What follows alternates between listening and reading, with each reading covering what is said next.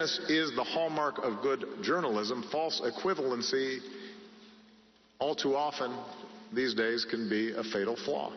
If I say that the world is round and someone else says it's flat, that's worth reporting. But you might also want to report on a bunch of scientific evidence that seems to support the notion that the world is round. A job well done is about more than just handing someone a microphone. It would be better served if billions of dollars in free media came with serious accountability, especially when politicians do unworkable plans or make promises they can't keep. And there are reporters here who know they can't keep them. I know that's a shocking concept. There's a man lecturing the media on how to do their business, the man who has not sat down for an extended interview with the Washington Post in 7.5 years, and yet gladly submits himself to being interviewed by YouTube stars who sit in bathtubs with milk and Fruit Loops. The one with the big hair, yes.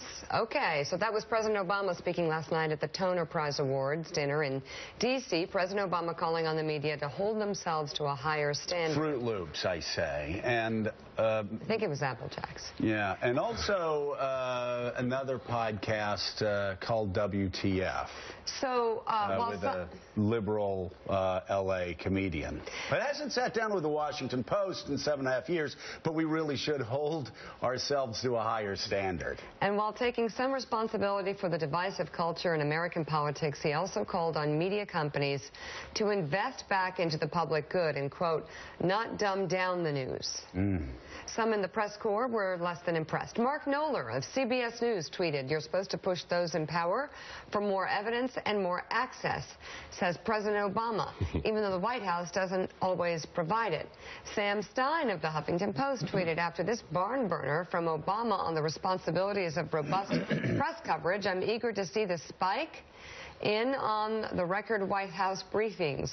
And Callum Borchers of the Washington Post tweeted, "Obama is right about a balkanized media problem, but he contributed to it." And I think you were alluding to that, Joe? Well, yeah. I mean, the president and that column, Jim Vandehei, yesterday accurately talked about the hypocrisy of the president the balkanized treatment when he himself went more times than not to those who would provide him the easiest questions, and he would be speaking to his audience directly. Well, I think it goes to his comment about false equivalency. I think his definition of that would be not giving more weight to his position, and I think therefore he goes to friendly media outlets and does avoid a lot of the tough scrutiny. And also I think one of the big critiques you'll hear from investigative reporters at Politico and other organizations is just the lack of transparency in the FOIA process and other instruments that government can do. So there's no doubt reporters can always do a better job of scrutinizing and explaining. And I'd also say that White Houses can do a heck of a lot better job in being able to offer transparency on their end. And any reporter who's dealt with this White House would say it's as frustrating, if not more frustrating, than dealing with the extraordinarily frustrating, isn't it? Well, it definitely can be. Many times it is. And, you know, it just drives me nuts. These lectures about how to cover Donald Trump, basically. I mean, he's talking about that. And, in fact, we write those stories. We write the stories about how his numbers don't add up and it doesn't make any sense. The frustration is that the voters keep voting for him, and we're supposed to do something about that. Exactly. Jim Vandehei, thank you very much Thank you, this Jim. morning.